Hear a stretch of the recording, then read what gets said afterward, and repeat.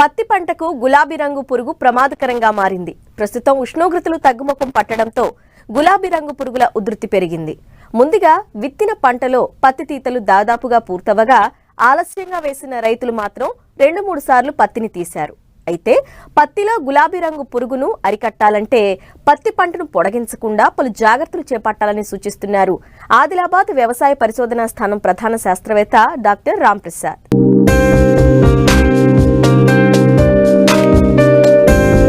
ప్రధానమైన వాణిజ్య పంటల్లో పత్తి పంట ఒకటి.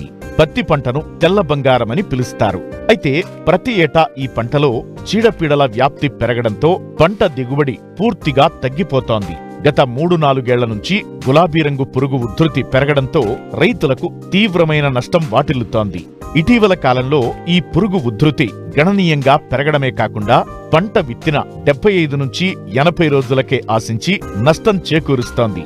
ఈ పురుగు యాజమాన్యంకు కేవలం ఒక రసాయన మందులపై మాత్రమే ఆధారపడకుండా సమగ్ర యాజమాన్య పద్ధతులు చేపట్టాలి. ముఖ్యంగా పత్తి తీసిన తరువాత అవశేషాలను పంట చేలోనే ఎక్కువ కాలం ఉంచడం వల్ల గులాబీ రంగు పురుగు పంట పొలంలో ఆశ్రయం పొంది దాని ఉధృతి పెరుగుతోంది. కొంతమంది రైతులు పత్తి తీత తరువాత విత్తే పంటల మధ్య ఉన్న సమయం తక్కువగా ఉండటం వల్ల పొలాలను వేగంగా సిద్ధం చేయడం కొరకు పత్తి కట్టెలను కాల్చేస్తారు. కానీ అలా కాల్చడం వల్ల చాలా నష్టాలు ఉంటాయని, గులాబీ రంగు పురుగును ఎలా అరికట్టాలో తెలియజేస్తున్నారు ఆదిలాబాద్ వ్యవసాయ పరిశోధనా స్థానం ప్రధాన శాస్త్రవేత్త డాక్టర్ రాంప్రసాద్. అయితే ప్రస్తుతం ఏంటంటే పత్తి పంట చివరి దశకు వచ్చేసింది. దాదాపు అన్ని చోట్ల కూడా పత్తిని తీసేయడం అనేది జరుగుతున్నది. మరి అయితే ఈ సంవత్సరం ఏంటంటే మరి గులాబీ రంగు కాయతొలుచు పురుగు యొక్క ఉధృతి అనేది మనకి ఈ జనవరి మాసంలో అలాగే ఈ డిసెంబర్ మాసంలో అధికంగా ఉండే అవకాశం ఉంది. కాబట్టి ఆల్రెడీ చాలా చోట్ల మనకు ఈ గులాబీ రంగు కాయతొలుచు పురుగు ఉధృతి అనేది కనబడుతుంది. అయితే ఏంటంటే ఇప్పుడు పత్తి తీసేస్తున్నారు కాబట్టి ఈ పత్తి మోళ్లను మాత్రం దయచేసి ఈ పంట పొలంలో అలాగే ఉంచకుండా మనము కాటన్ షెడ్డర్ కానీ లేకపోతే రోటావేటర్ సహాయంతో కానీ భూమిలో కలిదున్నట్టయితే మనకు చాలా వరకు ఈ గులాబీ రంగు కాయతొలుచు పురుగు యొక్క అవశేషాలు గుడ్డు రూపంలో కానీ లేకపోతే లార్వా రూపంలో కానీ కోశస్థ దశల రూపంలో కానీ ఉండే అవకాశం ఉంది. కాబట్టి వాటిని మనం సమూలంగా నాశనం చేసుకున్నట్టయితే చాలా వరకు మనకు తర్వాత ఈ ఖరీఫ్లో మళ్ళీ వేసే పంటలో ఈ గులాబీ రంగు కాయతొలుచు పురుగు ఉధృతి అనేది చాలా తక్కువ ఉండే అవకాశం ఉంది. కాబట్టి అది కంపల్సరిగా ప్రతి ఒక్క రైతు కూడా ఎవ్వరు కూడా పత్తి మోళ్లను మాత్రం అలాగే ఉంచకుండా వెంటనే భూమిలో కలిదుండడం అనేది చాలా ఇంపార్టెంట్. దీని ద్వారా భూమి యొక్క సేంద్రియ కర్బన పదార్థం కూడా మనకు పెరిగే అవకాశం ఉంది. కాబట్టి ఈ పద్ధతి ప్రతి ఒక్క రైతు పాటించాల్సిన అవసరం ఎంతైనా ఉన్నది. తర్వాత ఎండాకాలంలో మనము ఈ లోతు దుక్కులు కూడా చేసుకున్నట్టయితే ఎండ వేడికి ఈ కోశస్థ దశలన్నీ కూడా మనకి ఎక్స్పోజ్ అయ్యి చాలా వరకు చనిపోయే అవకాశం ఉంది. కాబట్టి ఈ విధంగా కూడా మనము లోతు దుక్కులు చేసుకోవాలి.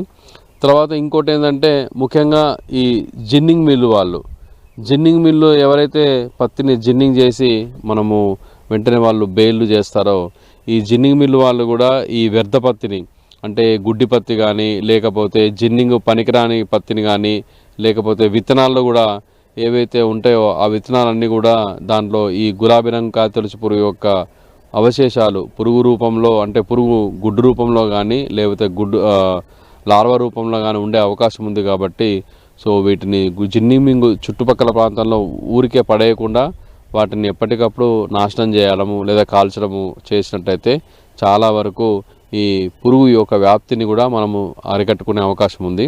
అలాగే వీలైతే మనకు జిన్నింగ్ మిల్లో కూడా ఈ లింగాకర్షక బుట్టలు అంటే మరి మీరు జిన్నింగ్ చేస్తూ ఉన్నప్పుడు కంపల్సరీగా చాలా ఈ పత్తిలో కోశస్థ దశలో ఉండే అవకాశం ఉంది. కాబట్టి ఆ కోశస్థ దశ నుండి మనకు రెక్కల పురుగులు తయారయ్యి మళ్ళీ బయటికి వెళ్ళే అవకాశం ఉంది. కాబట్టి మీరు జిన్నింగ్ మిల్లో కూడా ఒక 4 నుండి 5 లింగాకర్షక బుట్టలు అంటే గులాబీ రంగు కాయతొలుచు సంబంధించిన లింగాకర్షక బుట్టలు పెట్టినట్టయితే ఆ జిన్నింగ్ మిల్ లోపల కూడా మనకి గులాబీ రంగు కాయతొలుచు రెక్కల పురుగులు దానిలో పడి ఉండే అవకాశం ఉంది. కాబట్టి వాటిని వెంటనే మనం నాశనం చేసినట్టయితే పురుగు యొక్క వ్యాప్తిని చాలా వరకు నివారించుకోవడానికి అవకాశం ఉంది.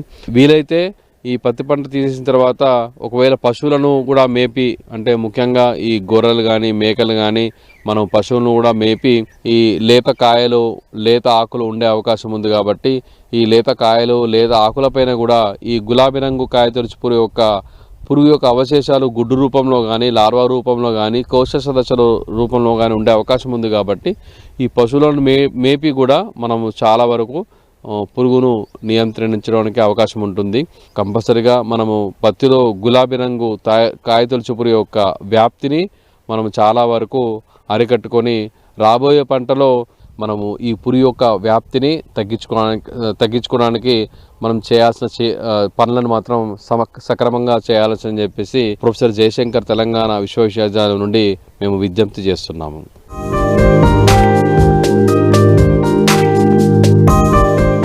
కూరగాయ పంటల్లో పురుగుల బెడద కారణంగా తీవ్రంగా పంట నష్టం వాటిల్లుతోంది.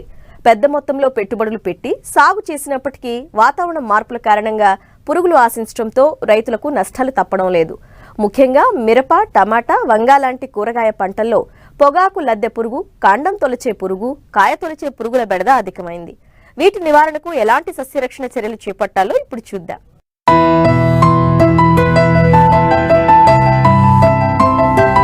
కూరగాయలు మనం తీసుకునే రోజువారీ ఆహారంలో ప్రధాన పాత్ర వహిస్తాయి. కూరగాయల పంటలు పండించడం ద్వారా రైతులకు తక్కువ సమయంలో మంచి దిగుబడి, ఆదాయం వస్తుంది. అందుకే చాలా మంది పట్టణాలకు దగ్గరగా ఉండే రైతులు ఎక్కువగా కూరగాయల సాగుకే మొగ్గు చూపుతుంటారు. అయితే ప్రస్తుత వాతావరణ పరిస్థితుల కారణంగా మిరప, టమాటా, వంగ లాంటి పంటల్లో పొగాకు లద్దె పురుగు, కాండం తొలిచే పురుగు, కాయ తొలిచే పురుగులు ఆశించి తీవ్రంగా నష్టం చేకూరుస్తున్నాయి. వీటి నివారణకు అధిక డబ్బులు వెచ్చించి పురుగు మందులు పిచికారీ చేసినా ఫలితం లేకుండా పోతోందని రైతులు వాపోతున్నారు. ప్రస్తుతం పంటలకు ఆశించే పురుగులు, వాటి నివారణకు ఎలాంటి సమగ్ర సస్యరక్షణ చర్యలు చేపట్టాలో తెలియజేస్తున్నారు కరీంనగర్ జిల్లా జమ్మికుంట కృషి విజ్ఞాన కేంద్రం సీనియర్ శాస్త్రవేత్త శ్రీనివాసరెడ్డి. కూరగాయ పంటలు కనుక చూసినట్లయితే ఇప్పుడు మనకు ఎక్కువగా టమాటా కానీ, లేదంటే వంకాయ కానీ, మిరప కానీ, వీటిలలో కూడా ఎక్కడ చూసినా కానీ దాదాపు ఈ యొక్క పొగాకు లద్దె పురుగు యొక్క, లేదంటే కాండం తొలిచే పురుగు, మరియు కాయ తొలిచే పురుగు కూడా మనకు వంగలో కనుక చూసినట్లయితే దీని యొక్క బెడద అనేది ఎక్కువగా ఉండడం జరుగుతుంది. వీటిని నివారించుకోవడానికి రైతు సోదరులందరూ కూడా మనకు కూరగాయ పంటలలో కంపల్సరీ ఈ యొక్క లింగాకర్షక బుట్టలను పెట్టుకోవాలి. ఎకరానికి దాదాపుగా లేదంటే 20 గుంటలకు కానీ 4 నుంచి 5 వరకు కనుక లింగాకర్షక బుట్టలను కనుక పెట్టినట్టయితే వాటి యొక్క రెక్కల పురుగులు అందులో పడి దాదాపుగా వాటి ఉధృతిని మనం సగం వరకు కూడా తగ్గించుకునే అవకాశం ఉన్నది. కాబట్టి రైతు సోదరులందరూ కూడా ప్రతి ఒక్కరూ ఈ యొక్క కూరగాయ పంటలలో లింగాకర్షక బుట్టలను కంపల్సరీ పెట్టుకోవాలి. అదేవిధంగా మనం ఏదైనా పురుగు మందులు పిచికారీ చేసేటప్పుడు కూడా సపోజుకు మనకు ఈ యొక్క ఫ్లూబెండమైడ్ కానీ, లేదంటే లాంబ్డా సహలోత్రిన్ అనే మందును కానీ పిచికారీ చేసేటప్పుడు కంపల్సరీ వీటితో పాటుగా మనం ఈ యొక్క వేప నూనెను కంపల్సరీ కలిపి పిచికారీ చేసుకోవాలి. ఈ యొక్క వేప నూనె కలిపి పిచికారీ చేయడం వల్ల వాటి యొక్క గుడ్డు దశలను కానీ, లేదంటే లార్వా దశలను కానీ మనం సమర్థవంతంగా నివారణ చేసుకోవచ్చు. అదేవిధంగా మనం మిరప తోటలో కనుక చూసినట్టయితే ఈ మధ్యకాలంలో ఎక్కువగా ఈ యొక్క రసం పీల్చే పురుగులు, లేదంటే టమాటాలో కూడా ఈ యొక్క తెల్లదోమ కానీ, పచ్చదోమ కానీ ఎక్కువగా గమనించడం జరుగుతుంది. కాబట్టి ఈ యొక్క తెల్లదోమ కానీ, పచ్చదోమ కానీ వీటిని గమనించినప్పుడు రైతు సోదరులందరూ కూడా మొదటగా ఈ యొక్క థయోమిథాగ్జామ్ కానీ, లేదంటే ఎస్టామిప్రిడ్ అనే మందును కానీ 0.2 గ్రాములు లీటర్ నీటి కనుక కలిపి పిచికారీ చేసుకున్నట్లయితే ఈ యొక్క తెల్లదోమను కానీ, పచ్చదోమను కానీ మనం సమర్థవంతంగా నివారణ చేసుకోవచ్చు. అదేవిధంగా ఫిప్రోనిల్ అనే మందును కూడా మనము 2 ml లీటర్ నీటికి కనుక కలిపి పిచికారీ చేసుకున్నట్లయితే ఈ యొక్క తెల్లదోమను కానీ, పచ్చదోమను కానీ మనం సమర్థవంతంగా నివారణ చేసుకోవచ్చు. అదేవిధంగా మనకి ఇంకా కనుక చూసినట్లయితే ఈ యొక్క మిరపలో ఈ మధ్య కాలంలో ఈ యొక్క బ్లాక్ థ్రిప్స్ అనేది కూడా ఎక్కువగా మనకు నష్టపరచడం జరుగుతుంది. ఈ యొక్క బ్లాక్ థ్రిప్స్ నివారణకు ఈ మధ్యకాలంలో వచ్చినటువంటి ఈ యొక్క మందులైనటువంటి ఎక్స్పోనస్ అనే మందును కానీ, లేదంటే గ్రాసియో అనే మందును కానీ, లేదంటే ఎలెక్టో అనే మందును కానీ ఈ యొక్క వీటిని 33 ml నుంచి 34 ml నుంచి మనకు దాదాపుగా ఎకరానికి కనుక పిచికారీ చేసుకున్నట్లయితే ఈ యొక్క నల్ల తామర పురుగును మనం సమర్థవంతంగా నివారణ చేసుకోవచ్చు. అదేవిధంగా గ్రాసియో అనే మందు అయితే మనకు ఫ్లుగ్జామెగ్జామైడ్ అనే మందు దాదాపుగా దాంట్లో ఈ యొక్క 40 ml కనుక ఎకరానికి కనుక కలిపి పిచికారీ చేసుకున్నట్లయితే ఈ యొక్క బ్లాక్ థ్రిప్స్ నుంచి మనం సమర్థవంతంగా నివారణ చేసుకోవచ్చు. అదేవిధంగా ఎక్స్పోనస్లో కనుక చూసినట్లయితే దాదాపుగా బ్రోఫ్లానిలైడ్ అనే మందు దాంట్లో ఉండడం జరుగుతుంది. ఈ యొక్క మందును కూడా మనం 34 ml కనుక ఎకరానికి కనుక కలిపి పిచికారీ చేసుకున్నట్లయితే ఈ యొక్క నల్ల తామర పురుగును మనం సమర్థవంతంగా నివారణ చేసుకోవచ్చు.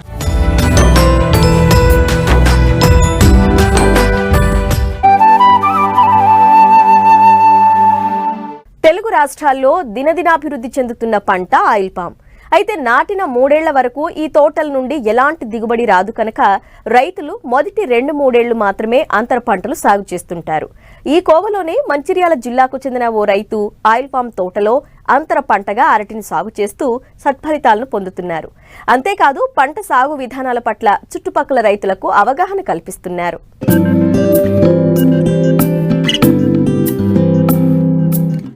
ఇదిగో ఇక్కడ కనిపిస్తున్న ఈ అరటి తోటను చూడండి.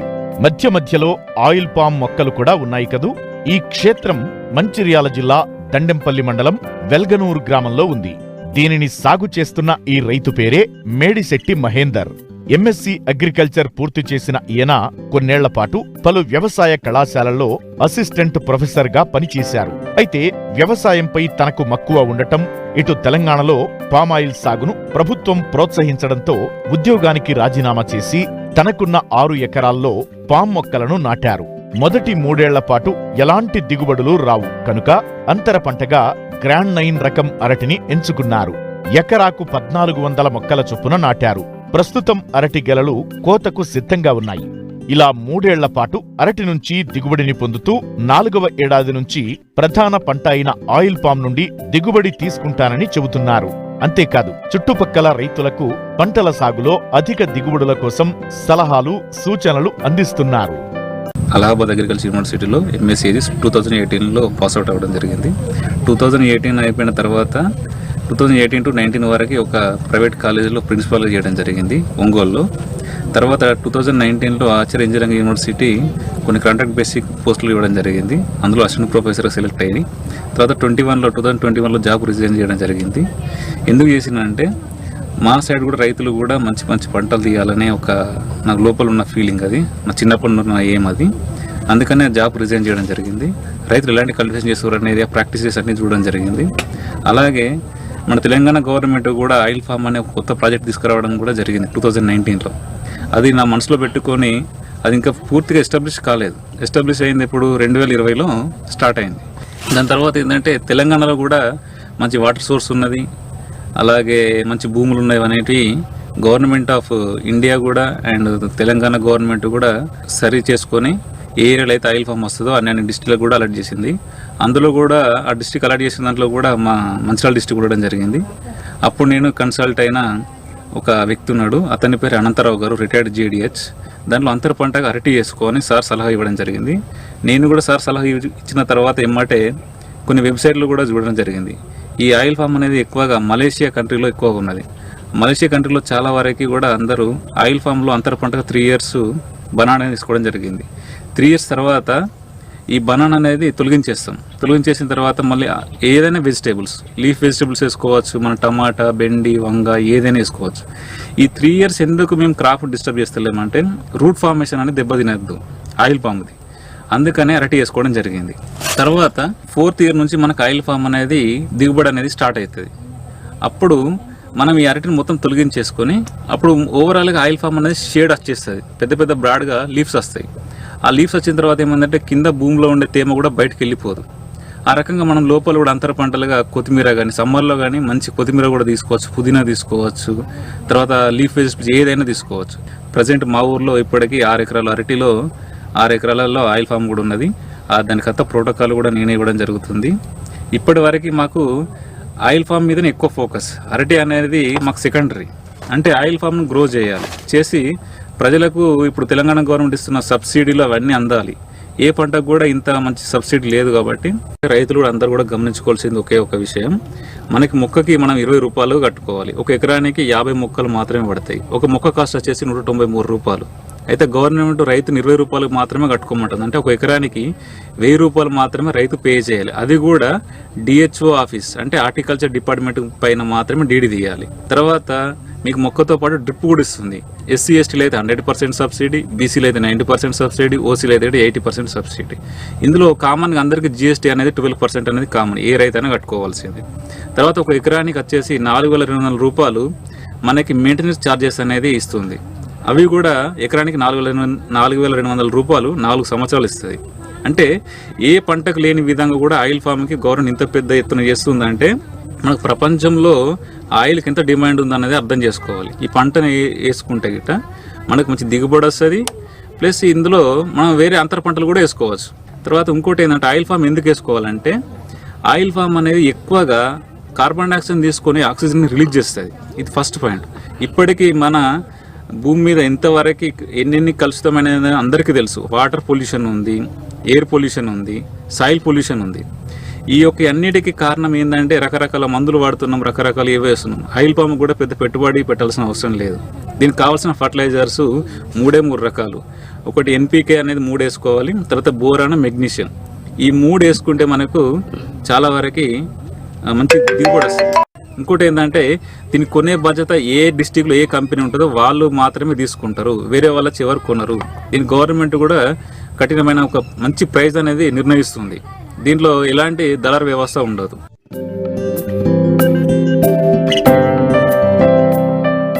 మరిన్ని ఆసక్తికరమైన విశేషాలతో ప్రతిభా బయోటెక్ కొకోలి సమర్పించు మట్టి మనిషి కార్యక్రమంలో మళ్ళీ కలుసుకుందాం. అంతవరకు సెలవు. నమస్కారం.